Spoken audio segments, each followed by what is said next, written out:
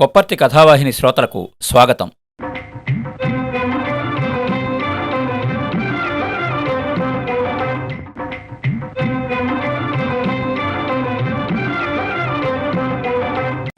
కథాభిమానులకు నమస్కారం. ఈ వారం మనం వినబోయే కథ తాకట్టు. రచయిత సొదుం జయరాం. తాకట్టు కథ. సొదుం జయరాం స్వస్థలం కడప జిల్లా ఉరుటూరు. ఆయనకి కథ అంటే ప్రాణం. దాదాపు 15 కథలు వీరివి రష్యన్ భాషలోకి తర్జుమా అయ్యాయి. ఆజ్కల్, ధర్మయుగ్, కదంబిని లాంటి హిందీ పత్రికల్లో ఆయన కథల హిందీ అనువాదాలు వచ్చాయి. సొదుం జయరాం కథలు వాడిన మల్లెలు, సింహాద్రి స్వీట్ హోమ్ కథా సంపుటాలు, అగమ్యం అనే నవల కూడా రాశారు. దాదాపు 4 దశాబ్దాల పాటు తెలుగు కాల్పనిక సాహిత్యానికి సేవ చేసి 2004వ సంవత్సరంలో సొదుం జయరాం కన్నుమూశారు. ఇప్పుడు వినబోయే తాకట్టు కథ రచనాకాలం 1995. అరుణకి పుట్టింటి దగ్గర నుంచి ఉత్తరం వచ్చింది. ఉత్తరం చించి చదవగానే ఆమె ఆనందానికి అవధులు లేకపోయాయి. ఒకసారి కాదు, 2 సార్లు చదివింది. కరుణకు పెళ్లి ఖాయమైంది. అది ఆ ఉత్తరంలోని వార్త. 2-3 రోజుల్లో పెళ్లికి పిలవడానికని అన్నగారు వస్తున్నారు. అరుణ ఆనందంతో పరవశించిపోయింది. చెల్లెలి పెళ్లి అనగానే సంతోషమే కాదు, ఒక సమస్య కళ్ల ముందు నిలిచింది. దాంతో చప్పున గాలి తీసిన బెలూన్లాగా అయిపోయింది. ఆ సమస్యకు తక్షణం ఏదో పరిష్కారం కనుగొనాలి. ఆమె మెల్లగా నీలకంఠం దగ్గరికొచ్చింది. నీలకంఠం అరుణ రాకని గమనించలేదు. నులకమంచంలో పద్మాసనం వేసుకుని కూర్చుని తదేకంగా ఏదో పుస్తకం చదువుకుంటున్నాడు. డిటెక్టివ్ నవల కాబోలు అనుకుంది అరుణ. ఏమండి అన్నది అరుణ. నిశ్చల తపస్సమాధిలో ఉన్న నీలకంఠానికి అరుణ అస్పష్టంగా గొణిగిన ఆ మాటలు వినిపించినట్లు లేదు. అతను ఉలకనూ లేదు, పలకనూ లేదు. మిమ్మల్నే అంది మళ్ళీ అరుణ. అప్పుడతనికి కాస్త తపోభంగం అయినట్టుంది. పుస్తకం మీద నుంచి దృష్టి మరల్చి అరుణ వైపు చూశాడు. పిలిచావా అరుణ? అడిగాడు నీలకంఠం. ఒకసారి కాదు, 2 సార్లు. ఏమిటి అంత ఇంట్రెస్ట్గా చదువుతున్నారు? అడిగింది అరుణ. నీలకంఠం మంచం మీద కొంచెం జరిగి, కూర్చో అరుణ, చెబుతాను అన్నాడు. అరుణకి చిరాకు కలిగింది. తానేదో చెప్పడానికి వస్తే పట్టించుకోకుండా ఏదో చెబుతాను అంటున్నాడు. తనకి వినాలని లేదు. అన్నయ్య దగ్గరని ఉత్తరం వచ్చిందండి అంది అరుణ. వచ్చిన ఉత్తరం మళ్ళీ వెనక్కిపోదులే, తర్వాత చూద్దాం. ముందు నువ్వు కాస్త కూర్చో అన్నాడు నీలకంఠం అసహనంగా. అసహనంగానే అరుణ అతని పక్కన కూర్చున్నది. ఆమెకిది మామూలే. 6-100 అతని మాట నెగ్గాలి.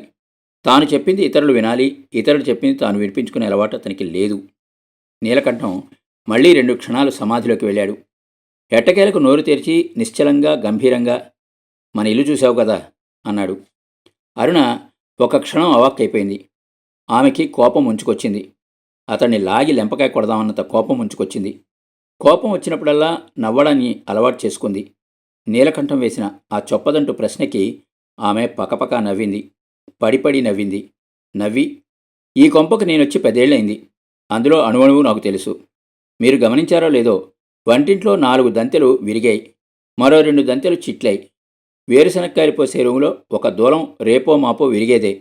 పోట్లు పెట్టడం మూలన విరగడానికి వీల్లేక అలాగే ఉన్నది. మనం కూర్చున్న ఏ మొగసాలలో కూడా. ఆపరణ, నేను అడిగింది అది కాదు. ఇంకేమిటి చెప్పండి.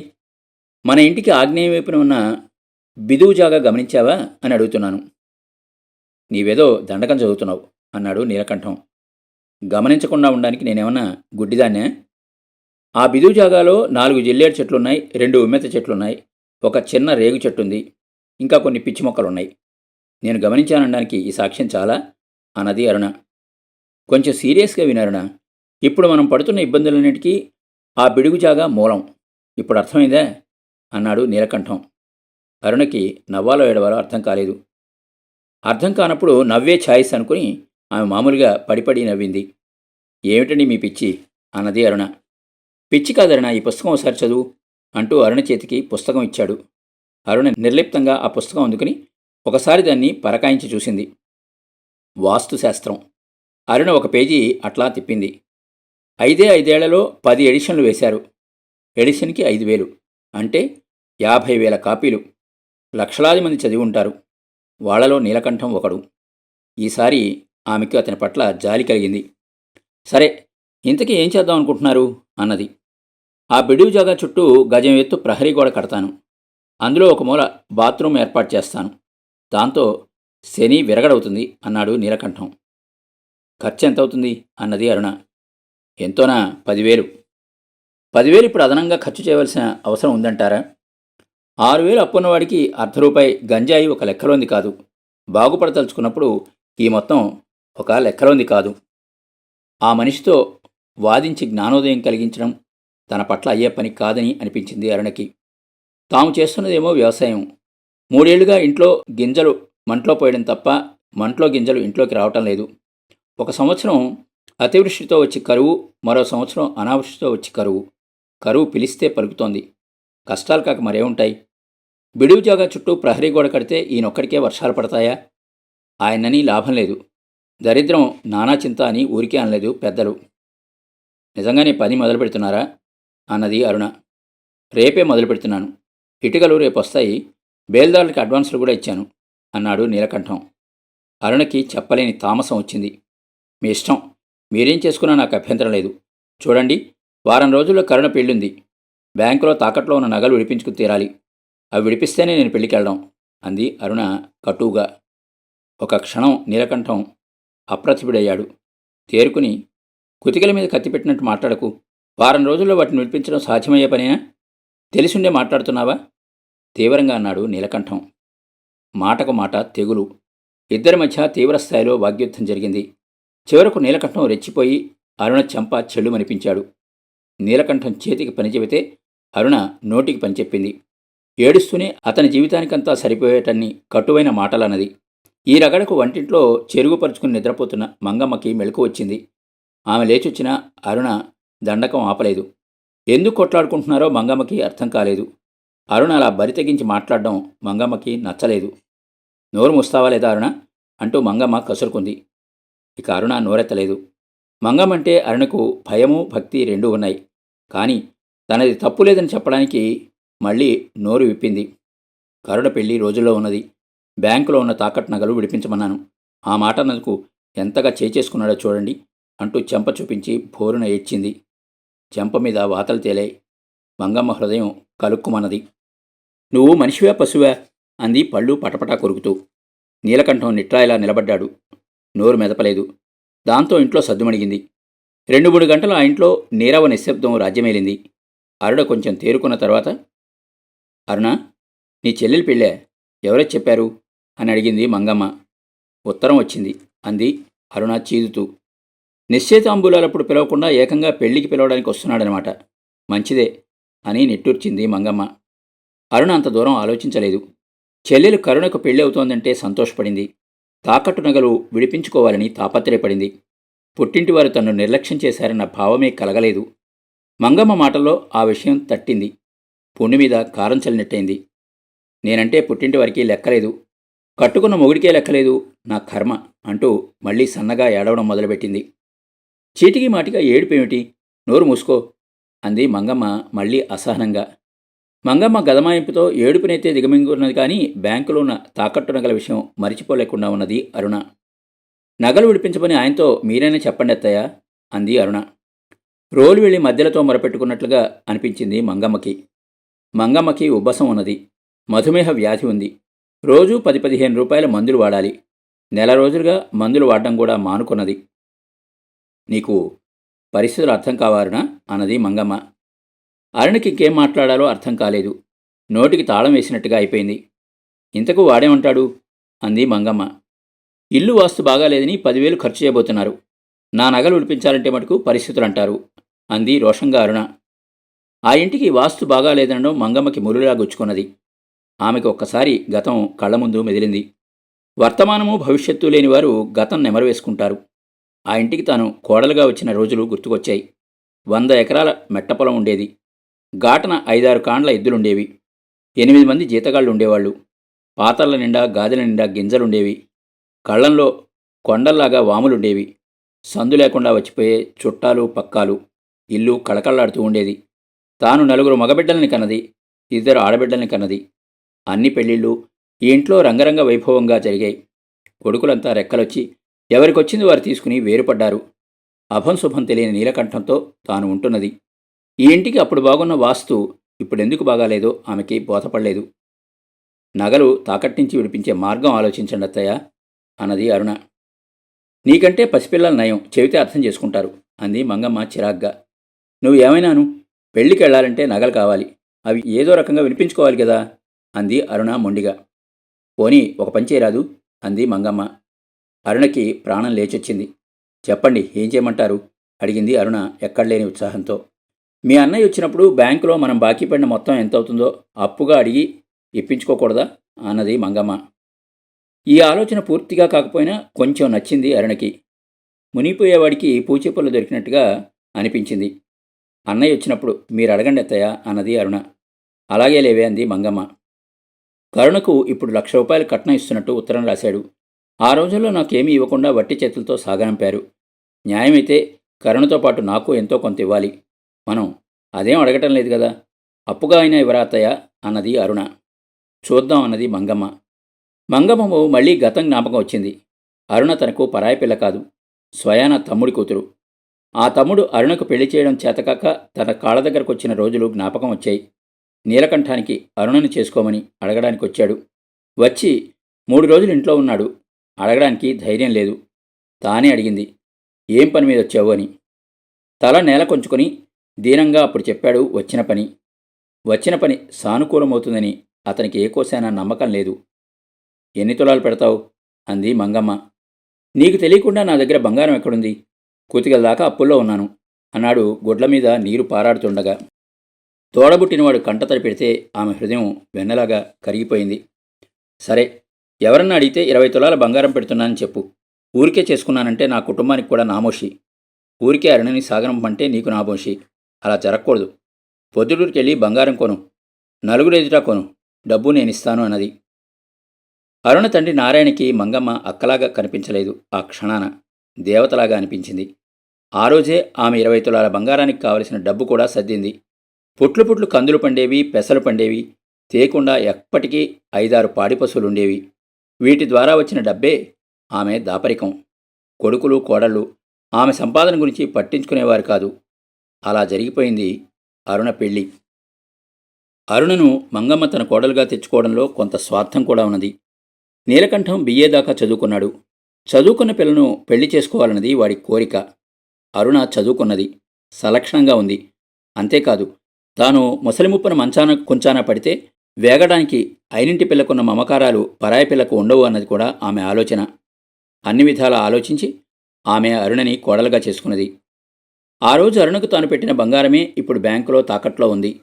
దాన్ని విడిపించడానికి అప్పుగానైనా సరే అరుణ అన్నయ్యని అడగటం అంటే ఆమె మనసు అదోలాగా అయిపోతోంది. ఓడలు బళ్ళవుతాయి, బండ్లు ఓడలవుతాయి. ఒకప్పుడు అరుణ పెళ్లి కోసం తన దయాదాక్షిణ్యాల మీద ఆధారపడ్డవాళ్లు ఇప్పుడు కరుణ పెళ్లికి ₹1,00,000 కట్నం ఇస్తున్నారు. నారాయణ చనిపోయాక కొడుకులు రకరకాల వ్యాపారాలు, కాంట్రాక్టులు చేసి బాగా సంపాదించారని నలుగురు అనుకుంటుంటే విన్నది. ఎన్ని కష్టాలున్నా వాళ్ళని ఇంతవరకు ఏనాడు అప్పు సప్పు అడగలేదు. అప్పుడు అరుణని అడగమని ఒత్తిడి చేస్తే ఆమె మనసు గిలగల్లాడిపోయింది. చెడి బతికిన వాళ్ళంటే మంగమ్మకి చెడ్డ భయం. వాళ్ళు డబ్బుకిచ్చే విలువ మనుషులకు ఇవ్వరని మంగమ్మ నమ్మకం. 3 రోజుల తర్వాత అరుణ అన్న హరిప్రసాద్ వచ్చాడు. ఈ 3 రోజులు కూర్చున్నా లేచినా అరుణ తలలో తాకట్టు నగలే తొలుస్తున్నాయి. నీలకంఠం తన లోకంలో తానున్నాడు. ఆయుష్ పోయిన ఇంటికి కాయకల్ప చికిత్స చేస్తున్నాడు.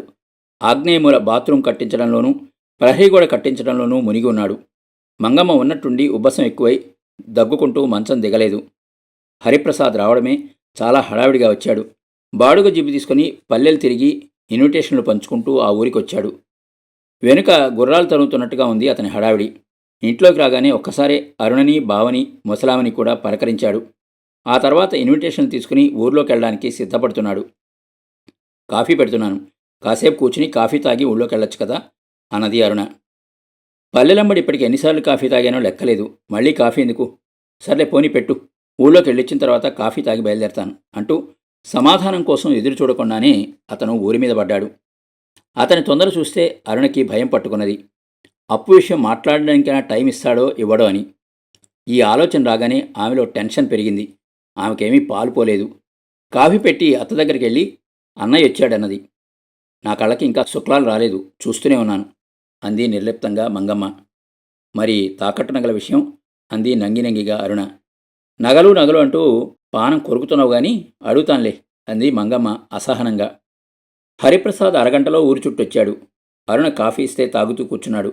అరుణ గబగబా మంగమ్మ దగ్గరికి వెళ్ళి, రా అత్తయ్య త్వరగా, మళ్ళీ అన్నయ్య బయలుదేరిపోతాడు అని ప్రాధేయపడుతున్నట్టుగా అడిగింది. మంగమ్మ ఊపి చేసుకుని మంచం మించి లేచి వాకిట్లోకొచ్చి నిలబడింది. హరిప్రసాద్ ఆమెను చూసి, ఆరోగ్యం బాగా ఉంది అత్తయ్య అన్నాడు. ఇదిగో ఇట్లా ఉన్నాను అంది మంగమ్మ. బావని అరుణి 2 రోజుల ముందే పెళ్లి పంపత్తయ్య అన్నాడు హరిప్రసాద్. వస్తారు కానీ ఒక ఇబ్బంది ఉంది నాయనా, అదే నీతో మాట్లాడదామని వచ్చాను అన్నది మంగమ్మ. ఏమిటి విషయం? హరిప్రసాద్ అడిగాడు. 3 సంవత్సరాలుగా దాని నగలు బ్యాంకులో తాకట్లో ఉన్నాయి. అవి విడిపించడానికి డబ్బు నువ్వు సర్దుబాటు చేయాలి. నోటు రాసిస్తాం, వచ్చే పంటలో బాకీ తీర్చుకుంటాం అన్నది మంగమ్మ. అరుణ పెళ్లికి రావడానికి ముసల్ది ఇలాంటి డిమాండ్ ముందుంచుతుందని హరిప్రసాద్ ఊహించలేదు. మొదట దిమ్మెరపోయాడు. వెంటనే తేరుకుని, సర్దుబాటు చేయడానికి నా దగ్గర డబ్బెక్కడిది? ₹1,00,000 కట్నం ఇస్తున్నాను. 30,000కు పైబడి పెళ్లి ఖర్చులవుతున్నాయి. మరో 30,000 బట్టల ఖర్చు. ఈ ఖర్చులు సర్దుబాటు చేసుకోవడానికే తలప్రాణం తోక్కొస్తోంది. నేనెక్కడ సర్దేది మీ డబ్బు అంటూ తెగేసి చెప్పాడు. అరుణ కళ్ల ముందున్న ఆశల హరివిల్లు తునాతునకలైపోయింది. ఆమెకు దుఃఖం కట్టలు తెంచుకొనిచ్చింది. దాన్ని ఎలాగో దిగమింగి వృద్ధకంఠంతో, పోన్లే అన్నయ్య, పెళ్లికి మీ బావా పిల్లలు వస్తారు, నేను రాలేను, ఏమీ అనుకోకండి అన్నది. హరిప్రసాద్ కొంచెం ఇరుకున పడ్డాడు. ఎవరు వచ్చినా రాకపోయినా పెళ్లి ఆగిపోదు. కానీ ఆడబిడ్డ పెళ్లికి రాలేదంటే నలుగురు 4 రకాలుగా అనుకుంటారు. ఎంత అప్రతిష్ట! ఈ ఆలోచన రావడంతోనే హరిప్రసాద్ ఒక మెట్టు కిందికి దిగాడు. పోనీ అరుణ, ఒక పంచి, రేపు బావని ఊరికి పంపించు. షావుకారు కృష్ణయ్య తెలుసు కదా, ఆయనతో చెప్తాను. మీకు ఎంత అవసరమో నోటు రాసి ఆయన దగ్గర నుంచి తీసుకోండి అన్నాడు హరిప్రసాద్. అరుణ ప్రాణం కుదుటపడింది. మంగమ్మకి మటుకు బాధ కలిగింది. ఆ 75 కృష్ణయ్యతో వాడే తీసుకుని సర్దుబాటు చేయొచ్చు కదా. గట్టిగా అడిగి వసూలు చేసుకోవడానికి వీలుండదని తిరకాసు వేశాడు. సరే, గుడ్డికన్నా మెల్లమేలు అని మంగమ్మ సరిపెట్టుకున్నది. ఇక హరిప్రసాద్ ఒక్క క్షణం ఉండలేదు. అతను బయలుదేరి వెళ్ళిపోగానే అరుణ, ఇక ఆయనతో చెప్పత్తయ్యా, పొద్దున్నే ఆయన మా ఊరెళ్ళాలి, డబ్బు తేవాలి. బ్యాంకులో ఎంత బాకీ ఉందో ఏమో, ఓసారి వెళ్ళి కనుక్కోత్తయ్యా అంటూ తొందర పెట్టింది. నీలకంఠానికి ఇవేం పట్టలేదు. ఆగ్నేయమూల బేల్దారు బాత్రూం కడుతున్నాడు. అక్కడే గోడ నీడలో మంచం వేసుకుని తాపీగా డిటెక్టివ్ నవలా చదువుకుంటున్నాడు.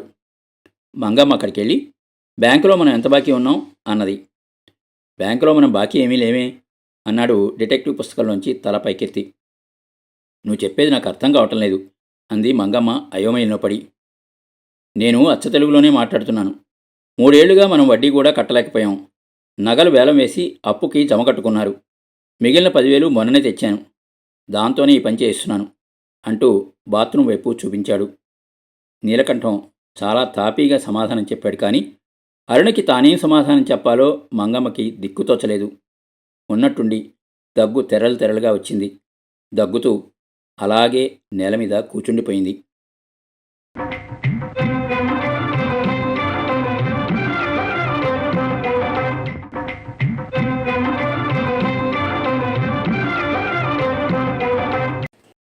విన్నారు కదండి, సొదుం జయరాం గారి కథ తాకట్టు. మరో మంచి కథతో మళ్ళీ కలుద్దాం. అంతవరకు సెలవు. మీ కొప్పర్తి రాంబాబు, విశ్రాంతి ఉద్యోగి, ఇండియన్ బ్యాంక్, విజయవాడ.